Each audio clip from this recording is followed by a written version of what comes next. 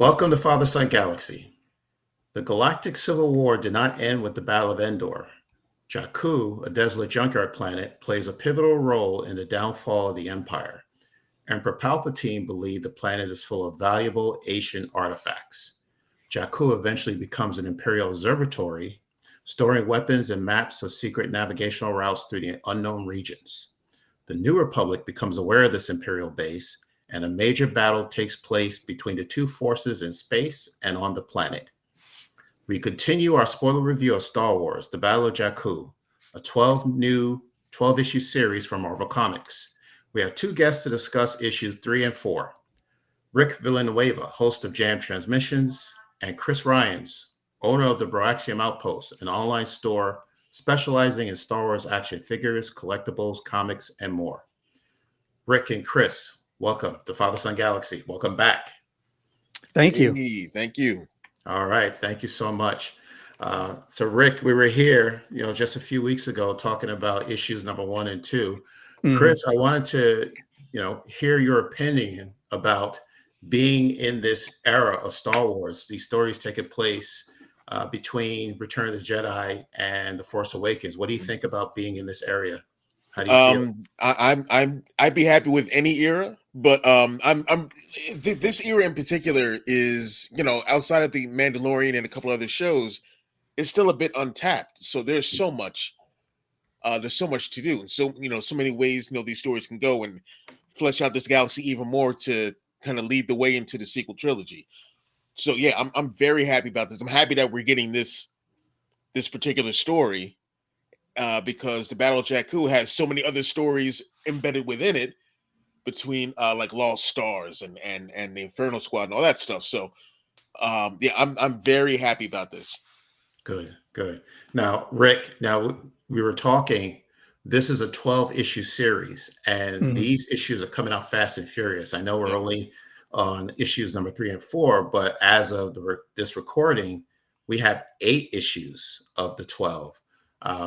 Now, I have not gone past issue number 4. So without giving away any spoilers, how do you feel, up to the 8 issues we have for now, how do you feel about this series? Is it living up to your expectations? Let me tell you exactly what happens in those 4 issues. Yeah. No, it's been a lot of fun going through this series. And one of my favorite things about it is just having the legacy characters kind of take front and center, where, like Chris was saying, like with the Mandoverse, everything's kind of happened around them. And even like a lot of the books have come out around this time, like the Aftermath books, Luke, Han, and Leia are barely in those books, if at all. Han's got probably more presence in those books than anybody else. So to get them be front and center, specifically Luke and Leia at this time, and to kind of see what it takes for them to be the foundation of something new for the galaxy, and kind of the stresses and the pressures and all of that, and having that make sense to where they are around the time of The Force Awakens. Like, all of that has been pretty interesting to see. And again, I'm not going to give anything away for the following 4 issues, but to have a villain like Edelhard in this part of the Imperial remnant and that mentality, like, it's pretty refreshing isn't the right word, but it is, he's got a captive audience in me, because a lot of times when we talk about post Return of the Jedi, there's a lot of Thrawn talk, because of, the Heir to the Empire books that came out 30 years ago. I'm going to say that loud for the kids in the back. 30 years ago. But it's nice to have like another new-ish villain, because I mean, Edelhard goes back to 2012, I believe, but so he's been around for a while. But to have this much exploration for him in canon has been pretty interesting for me. Yeah. Yeah. Okay. Yeah. Like I said, I'm only up to issue number 4. So let's talk about 3 and 4. All right. So we'll start again. This is the spoiler review. So we hope that you've at least read up to issue number 4. So this is Star Wars, The Battle of Jakku, Insurgency Rising, written by Alex Segura, artists Leonard Kirk, Luke Ross, Jethro Morales, Rachelle Rosenberg, and VC's Joe Caramagna. All right, so let's start off from the very beginning. So the Spice Runners, we know that they are playing a part. Seems to be apparently they're working with the Empire. So at the beginning of issue number 3, there's this intense standoff between the Spice Runners and the Republic. Now, the Republic, again, is a small group consisting of Kes Dameron, Jarek Yeager, Rin Zanat, and Teresa Alhern. What they do is they send their freighter heading straight to the Spice Runners ship. And of course, there's an explosion, but luckily our team was able to get away in an escape pod that was intercepted by the Empire and captured. Now, I'm not really sure, so I'm going to ask you both, is this the end of these Spice Runners? So by the way, let's mention the names of the Spice Runners. This is Ziva Bliss, Tommaso, the Gilch, and Miranda Gann. So are they gone? I'm not sure if they're, do you think they survived this crash? Chris, you take it. Well, I mean, if you've read Alex Segura's, what's the name of that book again? Free Fall. Free Fall. Yeah, they're still around. Okay. They're still around. They survive, and Zeva survives and all that. But yeah, that's a tough group right there. That's a tough group. The Spice Runners of Kijimi. Yeah, so you got to keep going. Okay. you gotta keep reading. Especially, I mean, like we just finished up. What's the name of this second series? I keep forgetting the name of the second series. Yeah, I have it here. So we're talking about the second part of the series. Yeah. Is called Republic Under Siege. Yeah, and it lives up to the name for sure. Okay.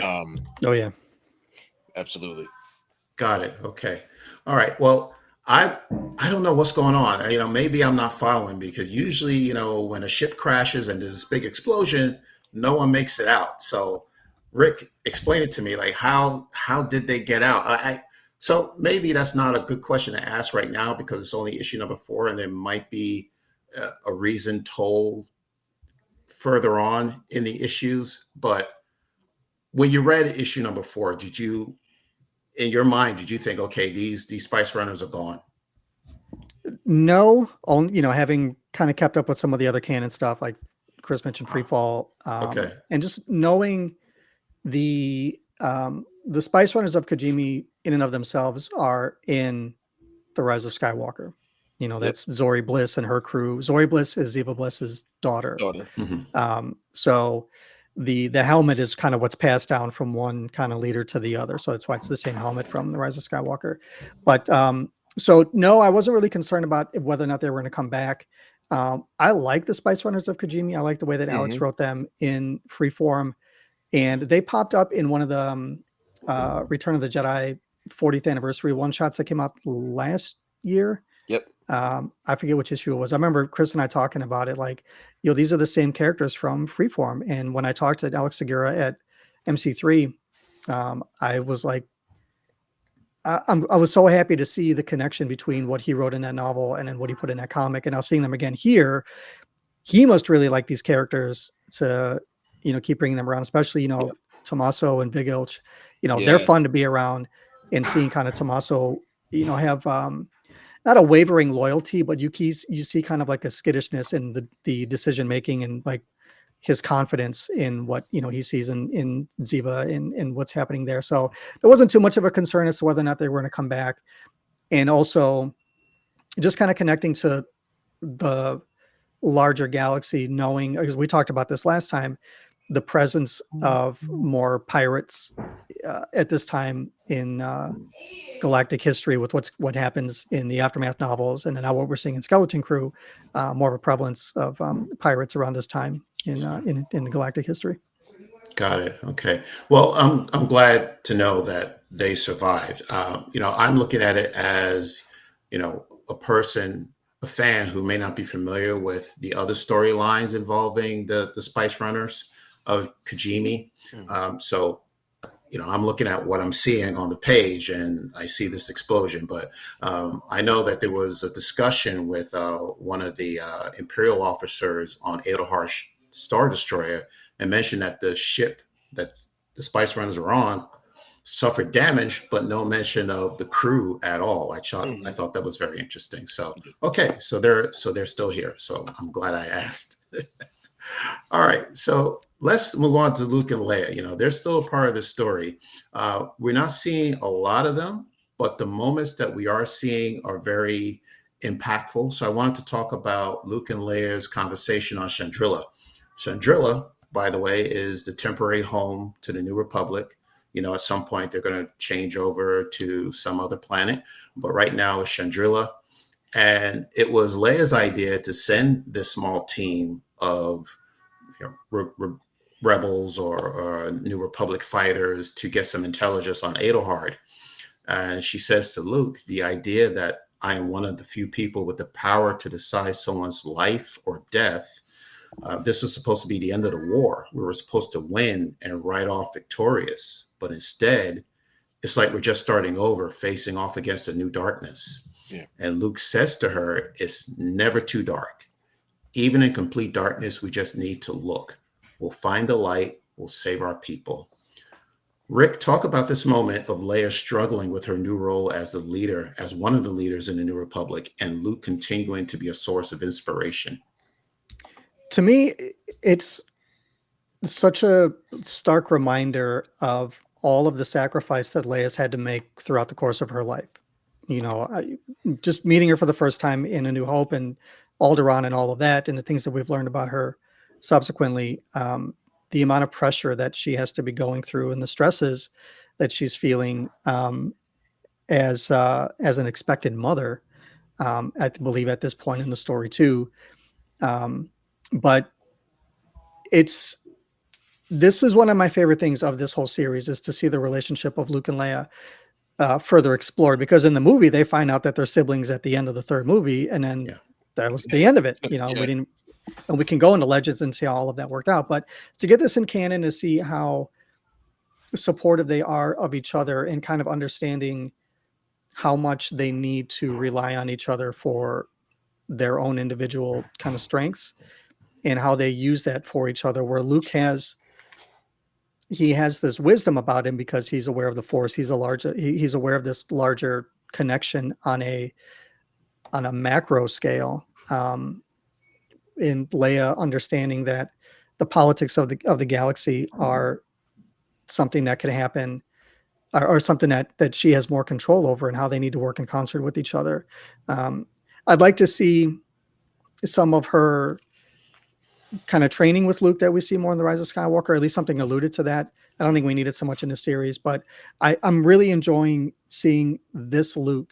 And I think there was an interview that Mark Hamill did a long time ago where he was saying that after Return of the Jedi, he wanted to keep going with Luke at that point in his life, where he felt where the original trilogy was kind of like James Bond getting all of his training to becoming 007, became 007, and that was the end of the story. Yeah. Like, I want to see him do all the cool spy stuff, and that's what we get in those movies, but we didn't really get to see that with Luke for, a multitude of real world reasons. But it is kind of nice to see that in these comics, and also the connection between in issue 2, when Luke goes to Pilio to find the compass, and how that kind of overlaps with a scene in the Battlefront 2 game in the story mode, where he goes to Pilio and has the conversation with the former Imperial. I forget the guy's name, the Imperial there, but saying, the choice to choose the light and wanting to help people, and that responsibility. One of my favorite Luke scenes is from that video game. Del Mico.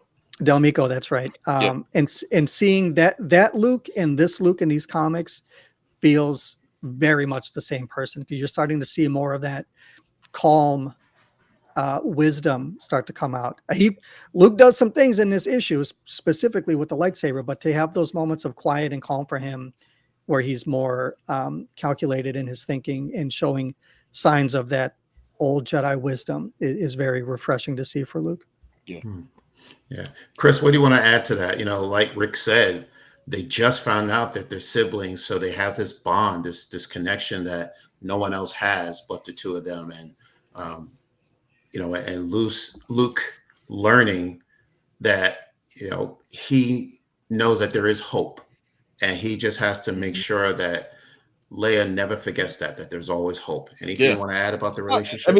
seeing everything that Luke's been through to get to this point, there's no other way for him to, for him to be. It's beautiful to see these two interacting as brother and sister, as Rick said, because we did not get a lot of that outside of the expanded universe. Seeing it in canon and having it as concise as it is between what we know and what's been written and how these characters are and how they've been written in different forms, like in the sequel trilogy, right before the sequel trilogy, and in between. It's real nice to see. So yeah, I'm loving what they're doing. So we find out that there is a mole, someone who's working with the Empire, but they're actually behind the scenes working alongside the New Republic. And this person is Lieutenant Alicia. Mm-hmm. Were you surprised about Alicia working with the Republic? Was this a surprise to you, or did you see this coming? Chris? I was surprised. Huh. I was surprised. I didn't see it, and like once it happened, I was like, okay, cool. Okay, I like where this is going. But no. Segura did his thing, and I was totally faked out. Okay. I did not see coming. Rick, were you surprised? Yeah, touching on the Alex Segura part of it, like he writes a lot of like crime stories. He co-authored a Dick Tracy run that came out this year. So having like a mole or having some kind of espionage aspect of it, in hindsight, doesn't surprise me. Right. But I should have known to be looking for it as I was reading it. Mm. So I wanted for there to be that thing in the story. And then when it happened, I was like, yep, Alex did that. So it was cool to see and how she's enlisting the help of these 4 Republic soldiers. They're not rebellion soldiers anymore, but helping out my dude Jarek Eager get out of a sticky situation. Yeah, it was a lot of fun to see. Yeah. It's it seems standard, right? It's common practice where you never know who's working on whose side. There's always this double agent. So we know there had to be a mole in order for the Republic to get that close to Adelhard.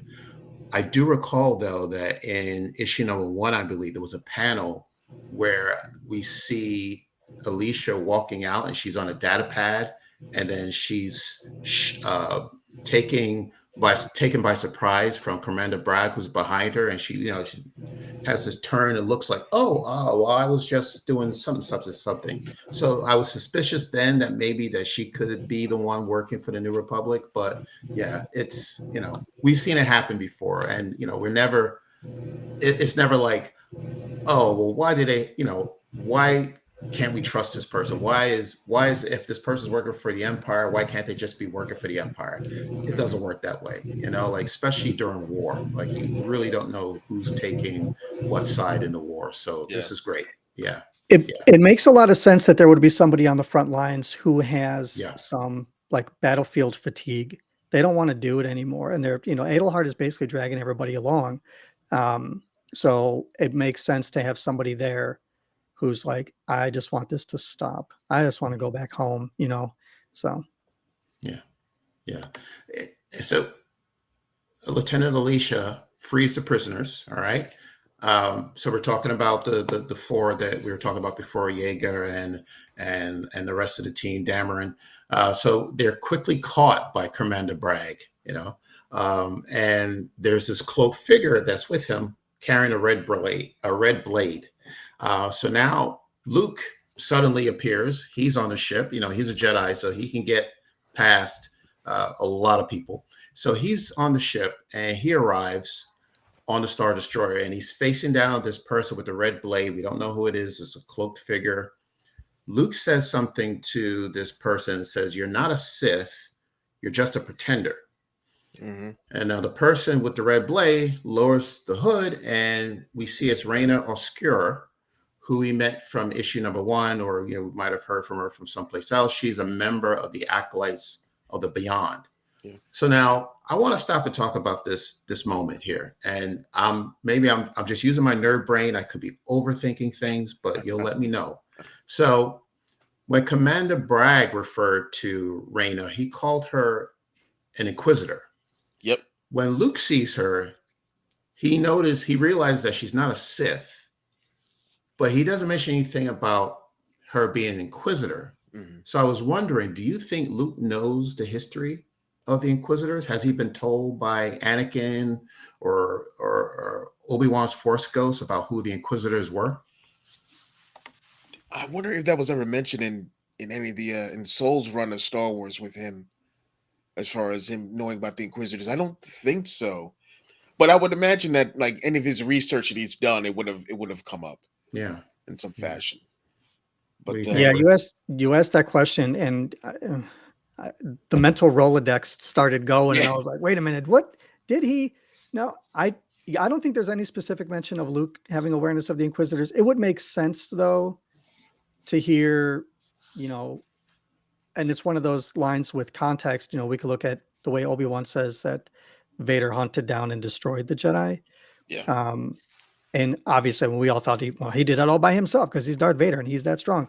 But yeah, I mean, it would make sense that he might have some knowledge of it, or somebody somewhere along the lines would have let him know, even though we haven't seen it on screen or on the page yet. Yeah, I know it's before his time, but it's just interesting that you have one person. Again, this is all taking place after the fall of the Empire. One person referring to her as the Inquisitor. Luke could have said, "Well, you're not a Sith," and we know that for sure. That the Sith are gone, after the death of Palpatine and Vader. So both are true. She could be an Inquisitor, and she's also not a Sith. But I'm just wondering, why didn't he say, "Well, we know that you're not a Sith. Are you an Inquisitor?" Ask her the question. But again, it's just maybe I'm just nitpicking there, but it's just very interesting a Sith pretender. Yeah, a Sith pretender, right? Yeah, he called her a pretender. Yeah, exactly. Yeah. So that's what he knows. So he is well aware of the Sith, obviously. So yeah.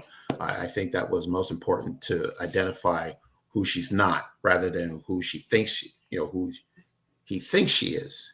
So okay. So let's talk more about Reina Oscura. So how strong is she in the Force? Because she didn't really give Luke much of a fight. Yeah. Now, is this strategic on her part? Is she just waiting to reveal her strength in the Force for a later time? What do you think, Chris? I don't want to spoil. Okay. Too much, but got it. Okay. I don't know about Force power, but man, how do I put this without spoiling it for you, Kerwin? She definitely has.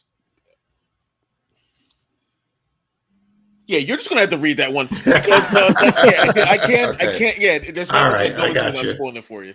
Tag me in here, Chris. Tag me in. Yeah.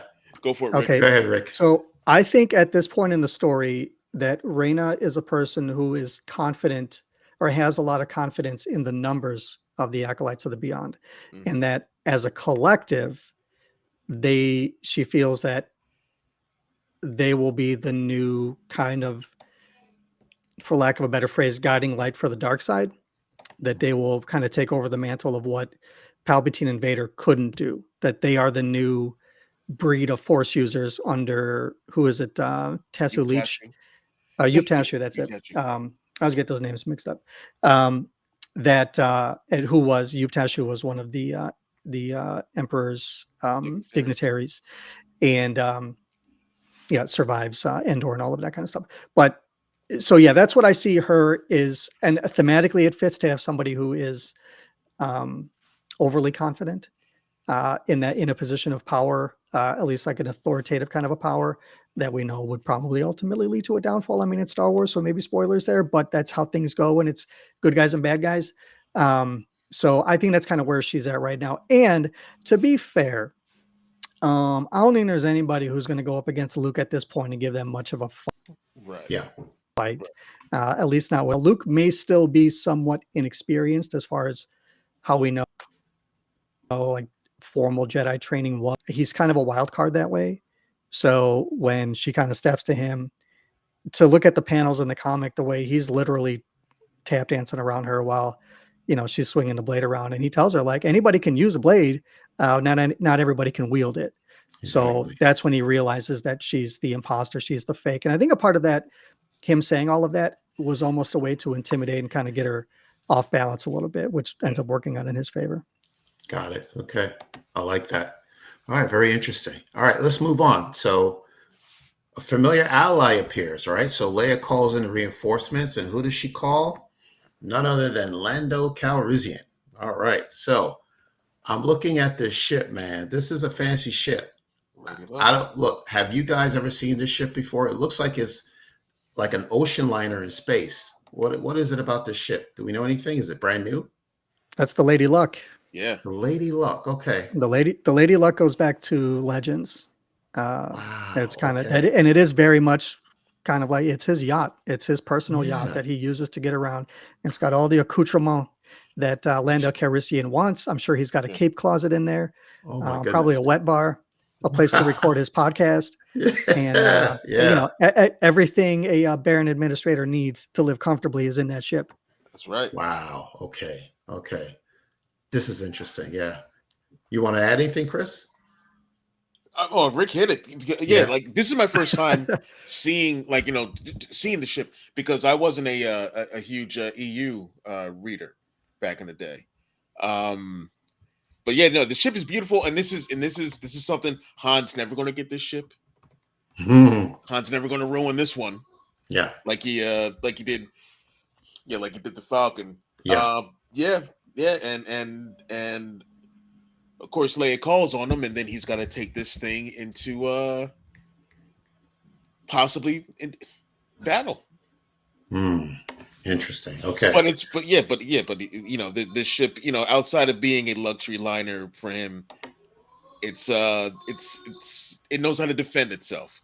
Yeah. Yeah. It looks well equipped. Yeah. Yeah. Nice. Okay. Chris, can I get a "Say No More, Princess" in your best Lando voice? I'm looking at the panels right now, sir. And say no more, princess. Perfect. Love it. I mean, Lando always brings a smile on my face. So, I love that character. I just, just a sidebar. I hope, Glover can do some justice to that character. I don't know whether it's going to be on the big screen or on the small screen. Or we need to see all. more Orlando episodes. We see more Orlando adventures. Yeah. All right. Okay. So Leia asked Lando to save Luke and the Republic team, like you just said, Chris. He's got it. He's going to take care of it. So now there's this showdown that takes place on Adelhar's Star Destroyer. So Rin, by the way, is reunited with Preeti, a new character. Let me know if that's not the case, but apparently they have a relationship. Mm-hmm. This is another rebel pilot that was captured by the Empire, and now they're both free. The squad are now armed. They're able to, overtake some of these stormtroopers, and they flee to the docking bay to escape the Star Destroyer. Luke goes face to face with Adelhard. Now, this is very interesting. I was not expecting this. So here we are. Adelhard is on his ship at the bridge, on the bridge, and Luke is right there. And as any good villain does, he starts preaching. So he says to Luke, "These will be the opening chapter of a new book for a new empire, one built on order, structure, loyalty, not empty magics and promises." Mm-hmm. Magic, where he's referring to the Force, because he's not a believer. And Luke tells him to shut up, and then Adelhard obviously is no match for a Jedi. He's quickly overtaken. So Lando brings the cavalry, and they go after the crew, and gives them enough time to get on the ship and flee the Star Destroyer. Luke is on board as well, so everybody's fine. So now we get this final scene at the end of issue number 4, where Adelhard realizes that he made some mistakes with Luke. And he says, "The power Luke wields, the mysticism and magic I once wrote off as a parlor trick, perhaps I was wrong. Perhaps it's time to embrace a bit of darkness myself." Yep. Now, I know this is a loaded question because you know what's going to happen, but what do you think Adelhard's next steps are going to be? If you were in his shoes right now, you read this, you didn't know anything else after issue number 4, what would you say would be his next step? Chris. He's going to have to align himself with someone who can match as best as they can Luke's abilities and Mhm. and powers over this mysticism. So the only way for him to go is with for right now, because there's no Sith, there's nothing like that out there. Yeah. He's going to have to line himself with the acolytes of the beyond. Yeah. Yeah. It just seems obvious. Yeah. Do you agree, Rik? I do. I mean, Yeah. he's heard Reyna throughout the course of these books basically tell him that you need us. You Yeah. need the darkness we possess in order to face the coming storm, the coming chaos. Yeah. We can be the backbone of that. And that's what I was talking about earlier with her confidence in the numbers that the acolytes kind of bring and what it is that they're doing in different parts of the galaxy. So yeah, he says it in that same scene that he's a survivor and that he learns. And that's Luke's mistake, is essentially letting him survive. But Luke had to get out so that he himself could survive. So I mean, it was a little self-serving, but I think at this point too, the New Republic has the ideology or the mindset to live to fight another day, as opposed to have one clear, concise victory when they don't have everything in order.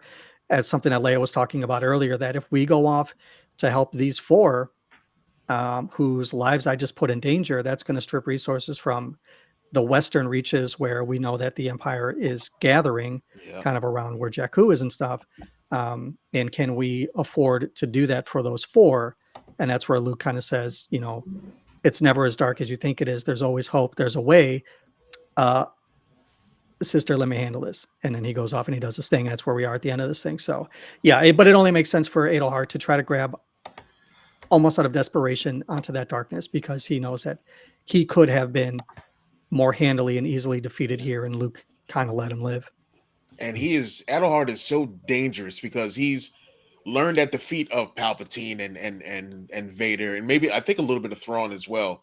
So this guy is perfect to be some kind of like Imperial remnant warlord of types, and to be a problem for other people within his organization. As he tries to, as he holds on to power within the Noat system and looking to expand. Yeah.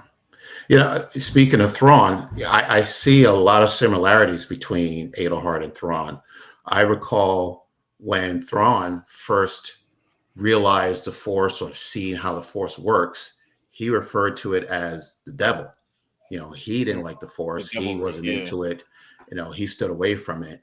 But now, years later, this is in the same timeline.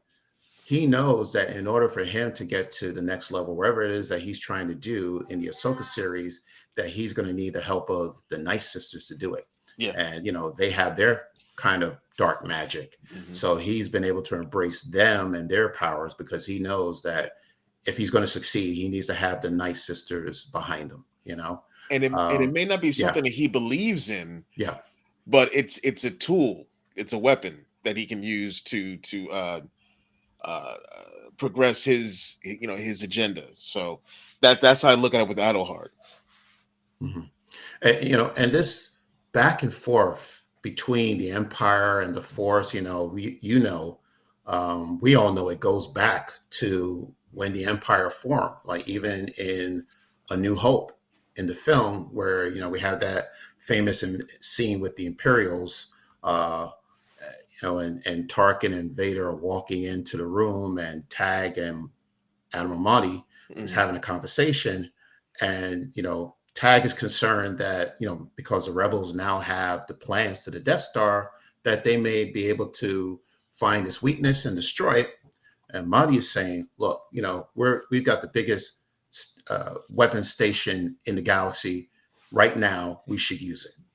And then, Vader says, okay, well, don't be too proud of this technological terror. You've constructed. The ability to destroy a planet is insignificant to the power of the Force. And I love Modi's next line. He says, don't try to frighten me with your sorcerer's ways. Your sad devotion to that ancient religion has not helped you conjure up the stolen data tapes or given you clairvoyance enough to find the rebels' hidden fort. And then, Vader shuts him up after that. And, we knows what happened. But yeah, even Tarkin knows that, okay, well, you got to work hand in hand, Yeah. with Vader, like you are not going to succeed, taking over this galaxy without the help of Vader, although he didn't get as far as he wanted to, but still Emperor Palpatine knew that, okay, well, you two got to work together because this is the only way the Empire is going to survive. Yeah. I don't know if you want to add anything else to that. The only thing I want to add to that is that my favorite Christmas ornament is Vader choking Admiral Mahdi, and it plays the dialogue from that scene. It's front and center on my Christmas tree right now. Oh, I would love to see that. I love it. I'll have to send you a little video clip of it, but yeah, it's one of my favorite. Nice. We bought a bunch of those Hallmark ones for the 40th of Empire Strikes Back a few years ago, Nice. and that's one of my favorite that we could. And that was just one of the other ones that they had there. So yeah, we grabbed up a bunch, and I love that one. It's great. Oh. I have the "I find your lack of faith disturbing" tattooed on my arm in orange. Oh wow, really? Yeah. How about that? It's my favorite line. So when you're clotheslining fools in the wrestling ring, that's what they see. There you go. That's right. And it helps that the phrase is wrapped around Vader's saber that I have tattooed on my arm as well. So yeah, just gives it an extra little bit when I go in for that lariat, as they call it in wrestling. Yeah. But it does show the necessity to have for Edelhart to bend and kind of put some faith in what the Force can bring to help him further his own ends, because he is, he's a live wire, he's a loose cannon even within the Empire. From what we know, even in the Aftermath books, because his name is mentioned in the Aftermath books, he's not trusted a whole bunch within the Empire, because there's all this stuff in the Anoat sector. He kind of did this on his own, against the I don't want to say better wishes of the Imperial remnant, but what they wanted to do, like with Sloane and Gallius Rex, and that whole crew of people. So yeah. All right, I have one final question. Now, I am intrigued by Rin Zanat. She is the character she was I believe it's a B-wing pilot who was shot down in issue number 1. And she seems to be very attached or very concerned about Luke's well-being, more than any of the other team members. So I'm wondering if, and Rick, we talked about this before, and I want to bring it up again and get your opinion now after issue number 4 and, see what Chris has to say about it. But it seems that it was a miracle that she survived that explosion of her ship. And I've asked the question to you, do you believe that Rin and Luke, do we believe that Rin is Force sensitive and that's the reason for this connection she has with Luke? I don't think that she is, but I think she kind of sees Luke as a useful tool and ally, the same way that Edelhart doesn't at this point see Force users as a useful tool and ally, knowing that he's got. We see it all throughout the 4th issue where she's like, you have to come with us. Or no, she's the one convincing everybody else that Luke will be fine if he stays behind to fight Edelhart and do what he's got to do. So she's aware of his capabilities. He's already kind of got that legend status to her, and she knows that putting their faith in him is going to get them where they need to be. You know what I mean? He's the flag bearer that's kind of leading the charge, I think, in her mind. So everybody has some connection to the Force. If you read and watch the stuff, it's all there. But I think this is more just a matter of her faith being kind of acknowledged through observation at this point. Luke comes into this thing and goes ham on Reyna Oscura, and she's like, "Oh, I didn't know you had all that in you, Luke." And she's like, "Yep, he'll be fine. Let's get out of here. We got to run." Takes her girlfriend Preeti, who's actually named after Preeti Cheeber, who has written, I think, a story or two in one of the From a Certain Point of View books. I forget which one it is, but she's a well-known author on her own. Who's been writing Spider-Man stuff and all kinds of comics and stuff. She's great. She's a good follow on social media too. Nice. Anything you want to add about that, Chris? Do you think Rick nailed it? Yeah, okay. Rick nailed it. Yeah. Okay. All right. Yeah. Again, you guys are ahead of me in the series, so maybe a little bit more than I do, but I'm loving it. The story continues in Star Wars: The Battle of Jakku, Republic Under Siege, the next chapter in the series. I think that's the next 4 issues Yeah. of the 12-part series. So I'm looking forward to it. Anything else we want to add regarding, where we are, where we're going, without giving away any spoilers? I think the last battle, that what it's called? This last chapter starts. I think not this coming week, but next week. And I'm looking forward to reading these. And Rick and I do the previews, the quick shot previews for this series, and it's been a blast to read and to see this new era in Star Wars. It was so cool. Like, I know we touched on it a little bit earlier, but it's so cool to see a young Yeager in this, and like connect some plot points and things like that. It's been awesome to see. Gotcha. Yeah. Rick, anything else you want to say before we wrap up? Yeah, one of my favorite things about doing the quick shots for Chris and Broaxium is, and not just in the aspect of like, oh, we get previews, we get to read them ahead of time, but knowing what's in these stories and then see people's reactions the day that they're released. Yeah. And seeing people's reactions in real time is like, because a lot of time we're sitting on some big reveals or some secrets or, whatever it is, or it's just a really good line, like Luke saying, that you can always find your way through the darkness because the light is always there. Like moments like that. Yeah. And to see people post like screenshots or give praise to the authors and the artists who put these things together, to see all of that in real time is like, there's a weird kind of gratification that comes with it, having read it ahead of time.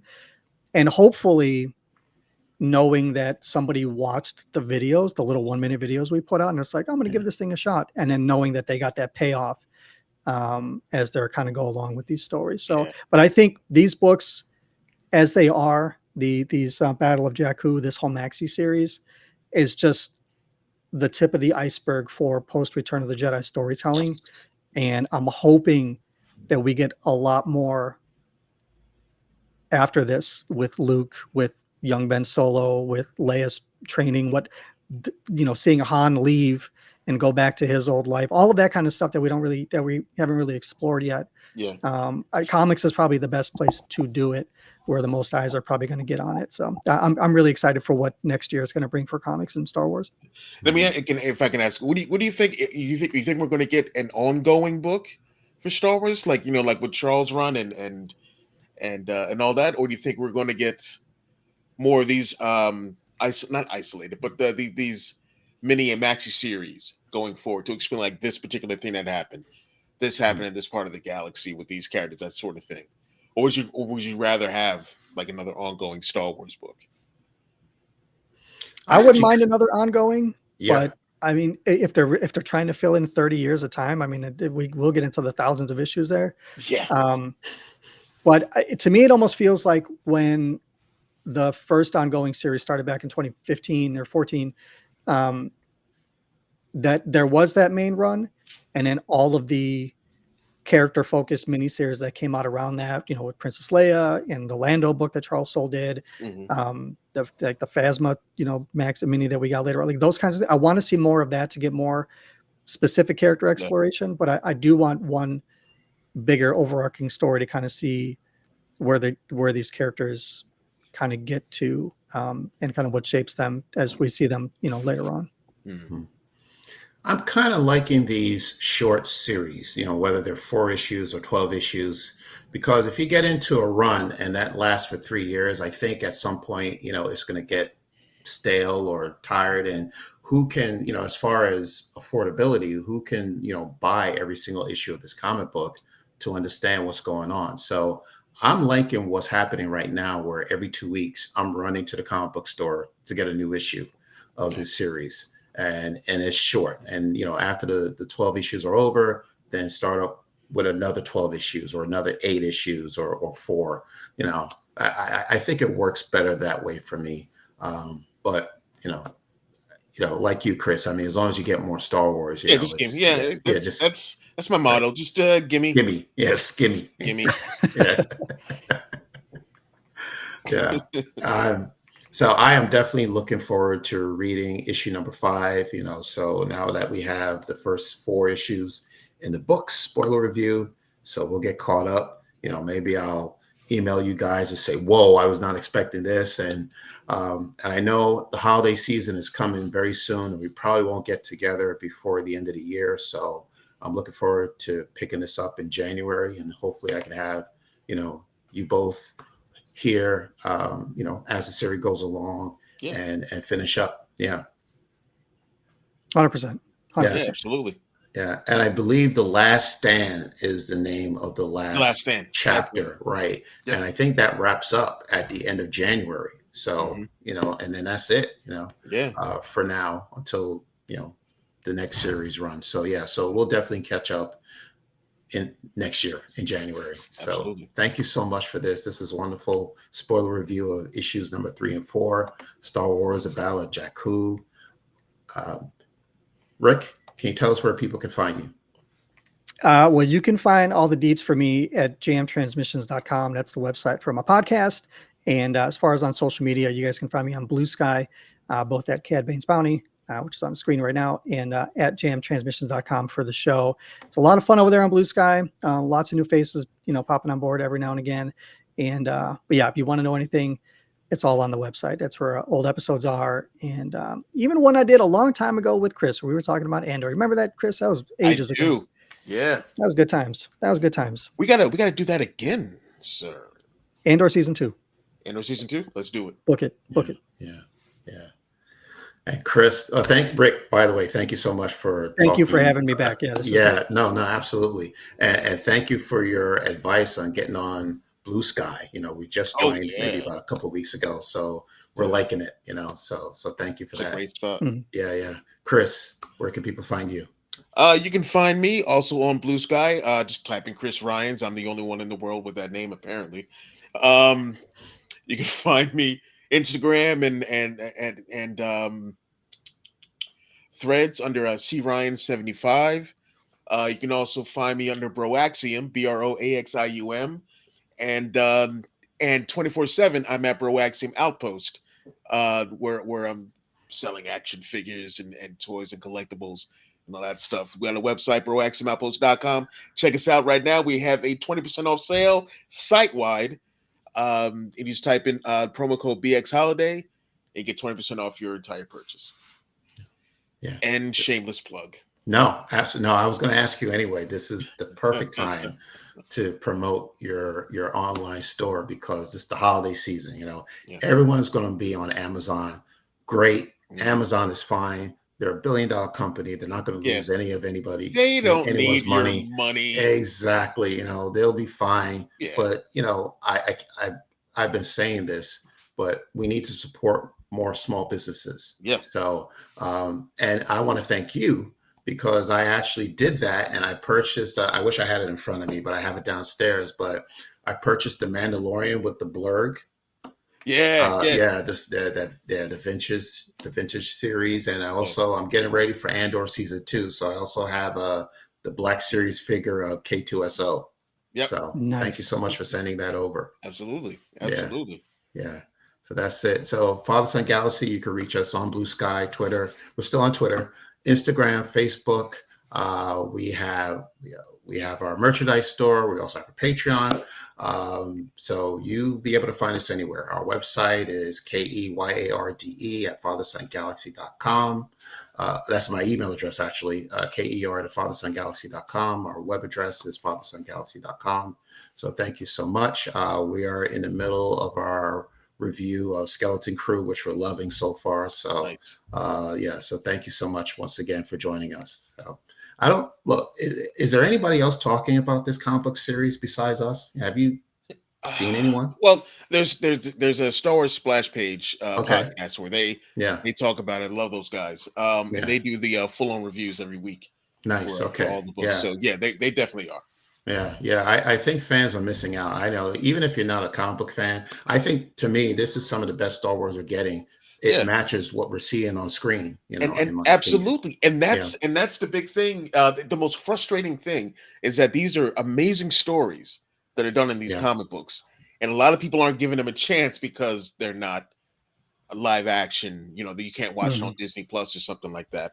But these stories, and I say this with the utmost confidence, are just as good, Mm. if not better, than anything we're getting live action or animated.